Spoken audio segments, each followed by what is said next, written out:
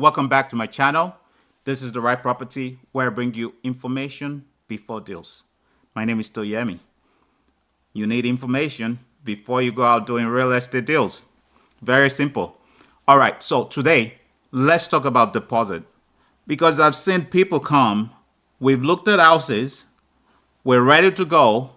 They told me they have their down payment and everything, and I'm writing the offer.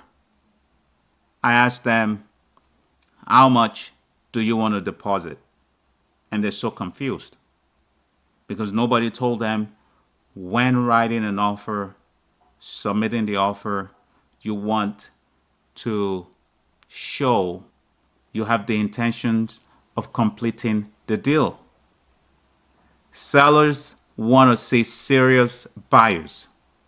And that's why when we submit your offer, we would like them to know in 24 hours, we're going to give them a check of a certain amount.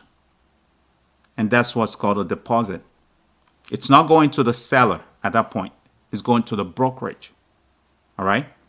The brokerage of the seller gets to keep your deposit in a trust fund.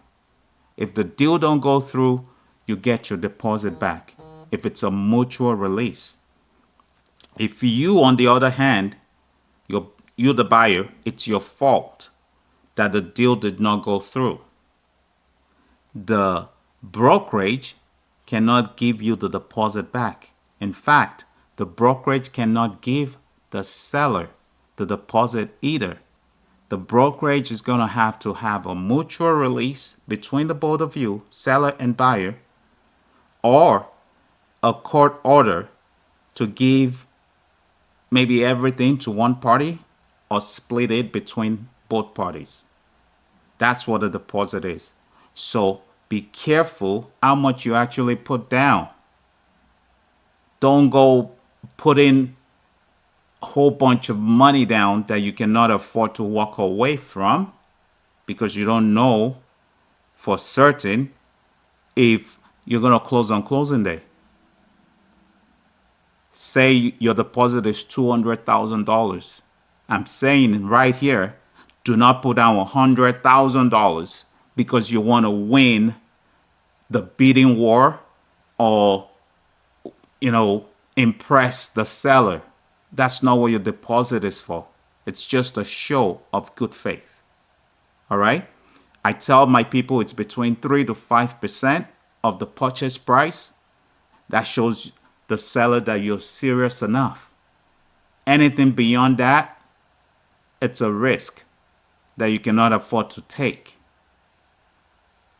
Because 100% guaranteeing you must close is a requirement of you now making your deposit part of your down payment. The deposit comes out of your down payment.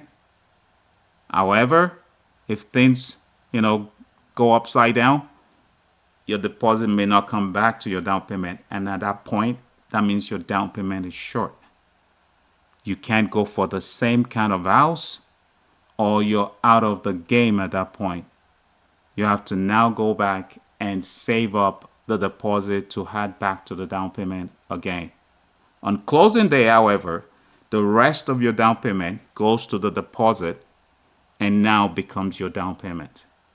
Nobody gets your deposit unless it's your fault that you did not close. And that's the difference between deposit and down payment. They're technically the same thing.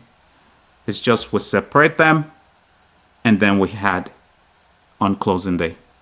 On this channel, all I want to do is see you at the top.